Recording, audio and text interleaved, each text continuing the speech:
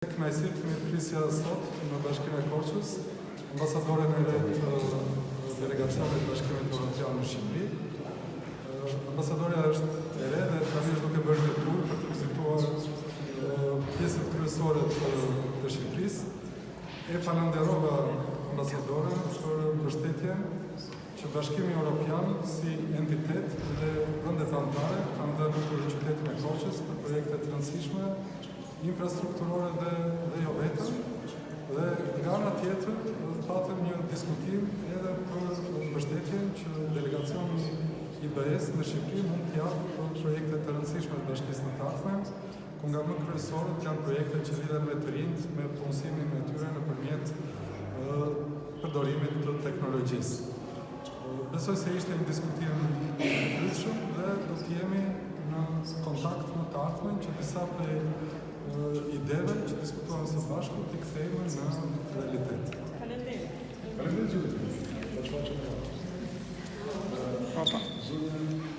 Good afternoon. Mr. Mayor, thank you very much for the warm welcome here in Korçë. Mirëdita të gjithëve, zotë kryetari i bashkisë, faleminderit shumë për mbikëritjen tuaj të ngrohtë këtu në Korçë. For me it is important not to be in Tirana all the time, but to actually get to know the country, get to know the people, but also talk to mayors to see where developments happen and where we can actually support. Për mua është shumë e rëndësishme që të mos qëndroj vetëm në Tiranë, por të vizitoj edhe të gjithë Shqipërinë, sepse në këtë mënyrë unë do të njihem me qytetarët, me të gjitha gjërat pra në Shqipëri, me rajonet e ndryshme, po ashtu edhe me zhvillimet e fundit, por do të takoj edhe kryetarët e bashkive, ashtu siç jam takuar sot me kryetarin e bashkisë, që ne të kuptojmë qërisht se cilat janë zhvillimet e fundit dhe si mund të ndihmojmë më tej. So this morning, not only did I go to university to discuss with students, but I also visited before that the employment office here in Korçë, which also the EU helped to set up. Për shembull, sot në mëngjes, unë sigurisht pata kënaqësinë që të diskutoja me studentët e Universitetit të Korçës, por përpara atij takimi me studentët, pata edhe kënaqësinë që të shkoja në zyrën rajonale të punësimit këtu në Korçë. Është një projekt të cilin ka ndihmuar Bashkimi Evropian. I also visited a company here, Tona, that actually profited from EU funds to upgrade their energy grid by putting solar panels on the roof. Energy efficiency, a very important issue at the moment. Dhe gjithashtu kam patur kënaqësinë që të shkoja për një vizitë te kompania Tona, që është një kompani këtu në Korçë, pasi Bashkimi Evropian e ka ndihmuar këtë kompani me fonde në mënyrë që ato të blinin panele diellore, në mënyrë që të kenë pra energjinë e duhur që u duhet për të gjitha operacionet e tyre në biznesin e tyre. Pra të gjitha këto janë zgjidhje për energji efikase, që është një çështje kaq e rëndësishme, sidomos në këto momente. So after this, we will actually go to see the one-stop shop, and this afternoon I'll see also the wastewater management plant, because it's important how services are also delivered to the people, and it's very important that we as EU can actually contribute to that. With the help of EU money, these things have been upgraded or been established. Dhe sot pas dite do të kem kënaqësinë në fakt me një herë më pas do të shkoj edhe te eksporteri me një ndalesë që do të shikojmë edhe shërbimet që ofrohen aty, por më pas dite do të shkojmë edhe tek impjanti i trajtimit dhe përpunimit të ujrave atë me mbetje, domethënë të zeza.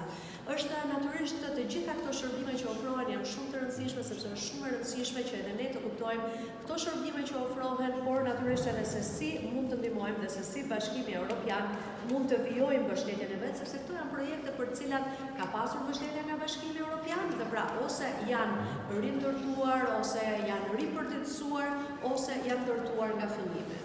But this also shows you very clearly the EU is here and has been for years. We have delivered to the citizens of Albania assistance, very concrete.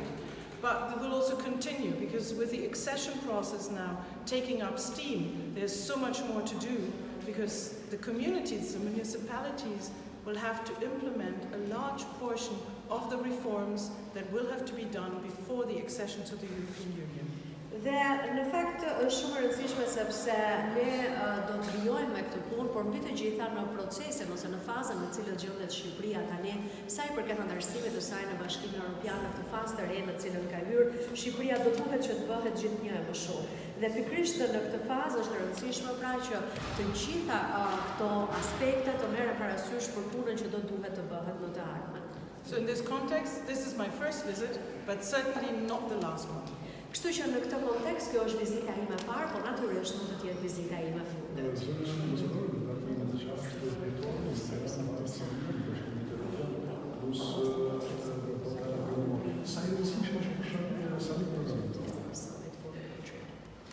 It is the first time that the EU Western Balkan Summit is actually held in the region and not in Brussels. So I think that's an emphasis on how important this region is to the European Union and how important also progress on the accession towards the European Union of the whole region is for us. So it's also for Albania a good mark to get all the leaders of the EU to come to Albania and to meet here to discuss about the future of the Western Balkans. Në fakt është hera e parë që samiti ndërmjet Bashkimit Evropian dhe Ballkanit Perëndimor organizohet jashtë Bashkimit Evropian dhe që vjen në rajonin e Ballkanit Perëndimor për herë të parë dhe për herë të parë vjen në Shqipëri. Kjo tregon edhe theksin e madh që ne dhe rëndësinë që ka për ne i gjithë rajoni i Ballkanit Perëndimor, pra sa e rëndësishëm është ai për Bashkimin Evropian dhe sa i rëndësishëm është për ne antarësimi i vendeve të Ballkanit Perëndimor në Bashkimin Evropian. Dhe sidomos edhe puna që do të vijojnë të bëjmë këtë vende drejt BE-s. Kjo natyrisht është e rëndësishme edhe për Shqipërinë, por edhe për faktin që në Shqipëri do të vinë pra në datën 6 dhjetor udhëheqësit, liderat e gjithë Bashkimit Evropian do të vinë këtu për të diskutuar çështje shumë të rëndësishme për të ardhmen e BE-s, por edhe të Zonja ambasadore, institucioni që ju përfaqësoni është shprehur kategorikisht kundër amnestisë fiskale. A do të ndryshojë mendimin, si mendoj, do të ndryshojë mendim ose shëndrim kryeministri Rama dhe qeveria e tij fal presionit të Bashkimit Evropian? This is a question you actually have to ask the Prime Minister and not me. Kjo është një pyetje të cilën ju duhet t'ia bëni kryeministrit dhe jo mua. So we continue the talks with the Albanian government. Ne vazhdojmë bisedimet me qeverinë shqiptare lidhje me këtë çështje. Zonja ambasadore, niveli i kriminalitetit dhe korrupsionit në Shqipëri shihet ende shumë i lartë. Sidomos edhe me rastet e fundit, por edhe policia është përfshirë në ngjarje të ndryshme kriminale. A keni koment për këtë pjesë, si ndikon këto veprime në integrimin e Shqipërisë në Bashkimin Evropian? You may know that about 10 days ago, we issued the current progress report. The Commission published a report which gives the state of play where Albania stands with regard to its accession process towards the European Union. Besoj se ju e dini që përpara rreth 10 ditësh ne Komisioni Evropian ka votuar raportin vjetor për të gjitha vendet e rajonit përfshirë këtu Shqipërinë ose siç njihet ndryshe progres raporti. Ky është një raport i cili shpjegon shumë qartë të gjithë pecurinë e vendit, situatën në cilën gjendet vendi në fusha nga më të ndryshme, sa i përket natyrisht antarësimit të vet në Bashkimin Evropian. Everybody who is interested can actually read the report, and one of the important elements in there is also the report on the rule of law and the state of play. So what is acknowledged there is progress has been made. However, we now need to solidify this progress, and we need to continue to create what we call a track record of actually prosecuting corruption, organized crime, and impunity.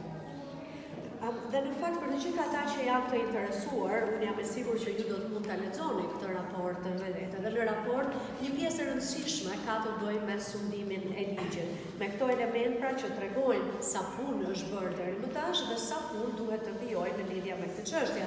Dhe raporti është i qartë sa i përket konsolidimit të çështjeve që kanë të bëjnë me sundimin e ligjit, për shembull ndjekja penale dhe ajo që ne e quajmë një historik në lidhje me ndjekjen penale me çështje për të luftuar çështje të rëndësishme si lufta kundër korrupsionit, por edhe krimit organizuar dhe mos ndëshkueshmëria. Zonja ambasadore, një pyetje, ka pasur qetësim nga ana e Frontexit për sa i përket numrit të lartë të refugjatëve. Ndërkohë qeveria çeke bën me do merret si mas edhe pezulimi i Schengen. Nga ana tjetër, a është shqetësim kjo edhe për BE, edhe a rrezikon Shqipëria që të kthehen sërish vizat zyrtare?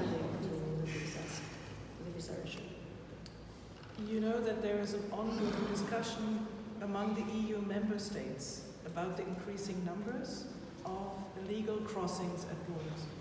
Ju besoj e dini që ka një diskutim I cili po vijon me ndërmjet shteteve anëtare të Bashkimit Evropian për numrin e lartë të kalimit në mënyrë të jashtëligjshme të kufiret. You may be aware that next week, actually, we will have the meeting of the Ministers for Justice and Home Affairs of the whole Western Balkans region in Tirana. Dhe ndoshta mund edhe ta dini që në javën tjetër në fakt do të kemi edhe një takim të nivelit të lartë me ministrat e punëve të brendshme, por edhe ministrat e drejtësisë, të cilët do të vinë këtu, do të jenë nga I gjithë rajoni, pra dhe do të jenë një summit në Tiranë. And I would be expecting that it will be discussed there. Dhe ajo që presu natyrisht është që kjo çështje do të diskutohet atje. Një pjesë të konsiderueshme të legjislacionit të drejtë për legislativin Shqipëria, si po I duhet ecuria në këtë drejtim. I can point you to the progress report because we are talking about hundreds and hundreds of laws.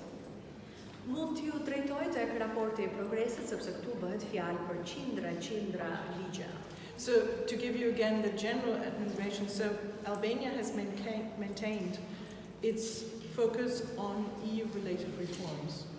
Atëherë mund t'ju jap panoramën e përgjithshme dhe kjo është që në raport thuhet që Shqipëria ka ruajtur pravimsinë e saj sa I përket reformave që kanë të bëjnë me Bashkimin Evropian.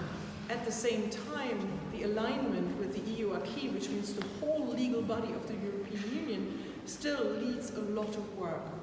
Në të njëjtën kohë, parafrimi me të gjitha ose përputhshmëria me të gjitha këto legjislacionin e Bashkimit Evropian, duke përfshirë këtu rregullore, direktiva ose çfarë do lloj gjëje tjetër, ka ende shumë punë për të bërë në këtë aspekt. And the concrete list of challenges is actually part of the process we are currently in, which is the so-called screening process, where the Commission and Albania sit together and look at where Albania is already on EU standards and where things need still to be done. Dhe në fakt ka dhe diçka konkrete e cila po ndodh në këto momente që ne edhe flasim madje.